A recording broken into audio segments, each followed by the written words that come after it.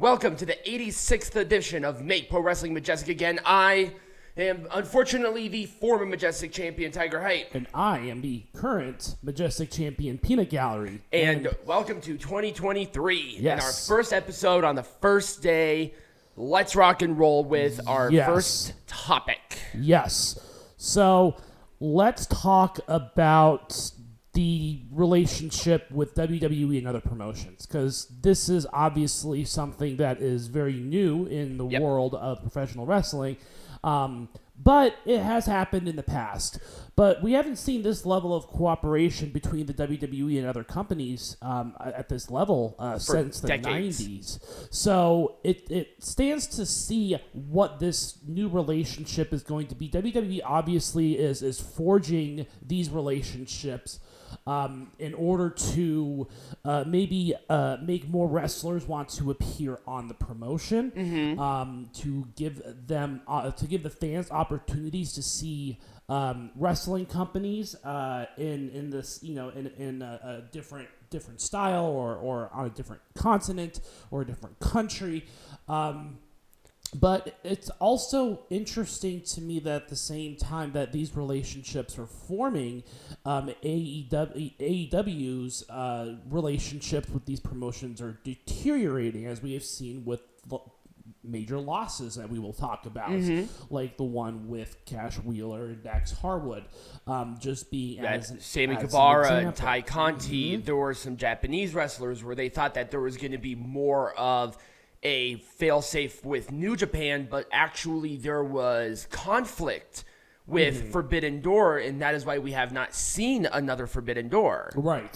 So, I think we're in a very interesting point in time. And 2023 is really going to prove how, I guess, these relationships were forged. Because I think WWE is going to be doing these relationships a little bit differently. And I believe they are doing this not just to showcase the cooperation, but I think Triple H, this guy, sees the opportunity that this can have, especially given certain excursions, because everywhere else around the world, they do excursions. And maybe WWE will take an NXT star and say, go wrestle in Japan for a couple of months. And, that kind of cooperation, because he sees the quality of talent that comes from other promotions like New Japan, where all of these guys go on excursions around the world, gain more experience, and then come up with a gimmick. He's seeing that formula work, and that's kind of where I'm looking at this, because Triple H is not a dumb man. He's very smart. Right.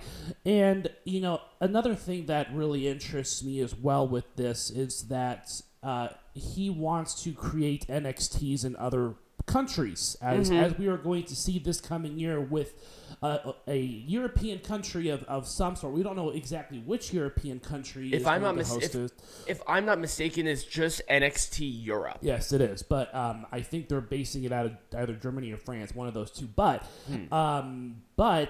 interesting choice. You'll see that more countries are going to follow in that model. Triple H has talked about doing a South American, has talked about doing a Mexican, has talked about doing a Japanese, and has talked about doing an Indian style of NXT. Another thing that I think we should touch on too is, why are these superstars now wanting to go to the WWE? And I think a lot of it just has to do with Triple H and his willingness to be more open and accepting of other gimmicks, of other styles. And not just that, I think, because especially with Dragon Lee, and I pardon for the interruption, but there was more development on why he made the decision to WWE despite him getting paid less. Because Dragon Lee felt like, and I think it's absolutely 100% accurate, that he does not want to be just lost in the shuffle. Right. I think WWE, given the notoriety of Dragon Lee already and the potential of many other major stars within that wrestling family going to WWE, them going over there and really putting him as a standout, because everybody within NXT, everybody within WWE has their own sort of identity. There's not lost in the shuffle wrestlers like there was 5 years ago.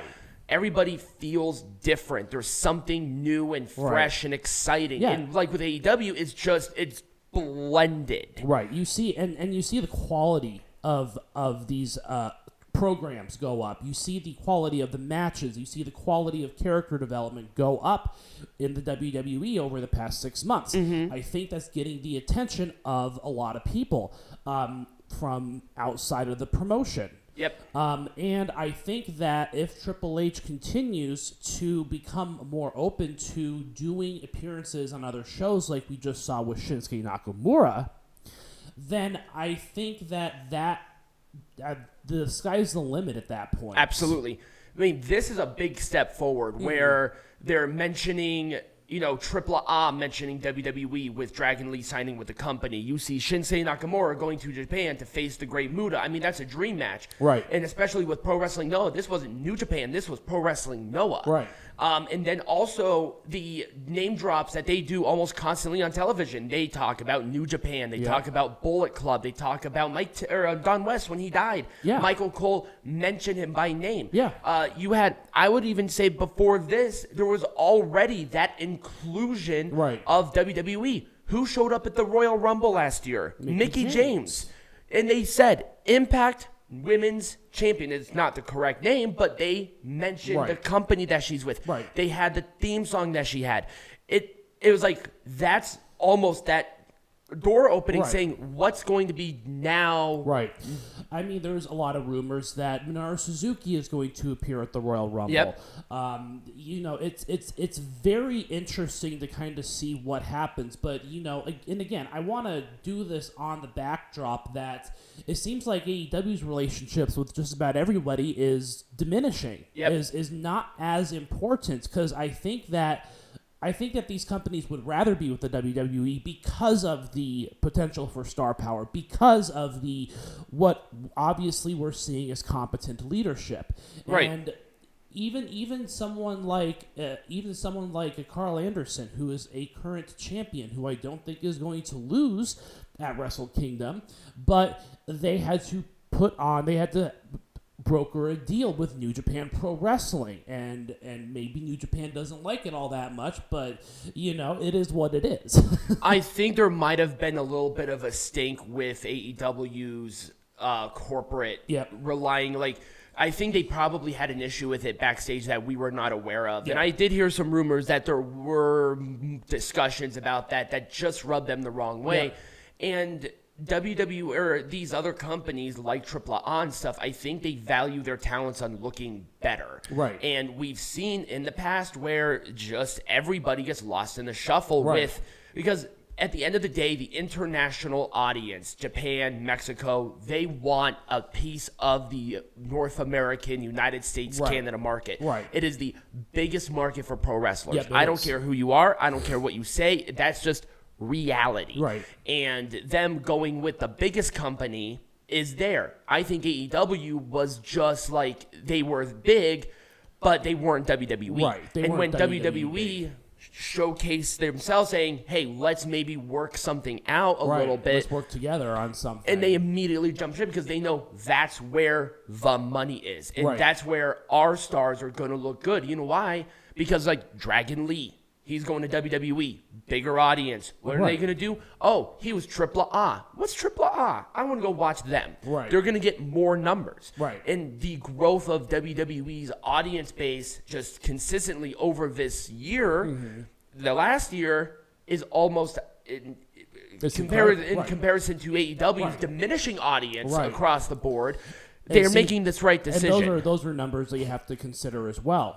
And they're like, oh, numbers are everything. So I guess the big question I want to present is this going to result in a shift in the North American market back towards the WWE when it comes to partnerships? I think it's clear. I think it's absolutely clear. I think that by the end of the year, I think we'll see New Japan stars and AAA stars possibly either becoming members of the WWE or making appearances for the WWE. Right. And I also see some WWE stars possibly making appearances in New Japan Pro Wrestling and in possibly even perhaps AAA. Right. You just never know what's going to happen. And these are with just this. two of the bigger ones. Right. Obviously, there was the Impact Wrestling relationship. Right. There are relationships with Canadian-based companies like Stampede and stuff like that. And you know, with these are just two of the biggest ones. And you know, with Impact, of course, you know, there's a one-off appearance, which is fine, but I think that we'll be seeing more of those one-off, quote-unquote, appearances in the future. I think so, too. And like I said, I think Triple H being at the helm of creative just makes that possibility all the more likely because and with know Stephanie, they're going to get things right. Right, and Stephanie McMahon and Nick Khan, who are looking at this as the business side of it instead of the echo chamber,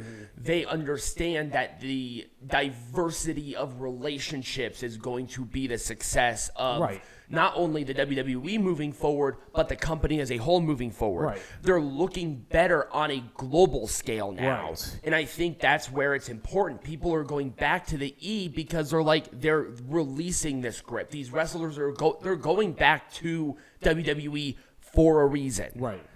So, you know, I mean, it's like, oh, well, what about the money? Dragon Lee's decision was not based on money. No, it was not. It was based on his potential and what he wanted to accomplish in his life. Exactly. Everyone still dreams of going to WWE. So, you know, there we go. Exactly. But that's pretty much all I have. That's kind of the big stories that I wanted to cover.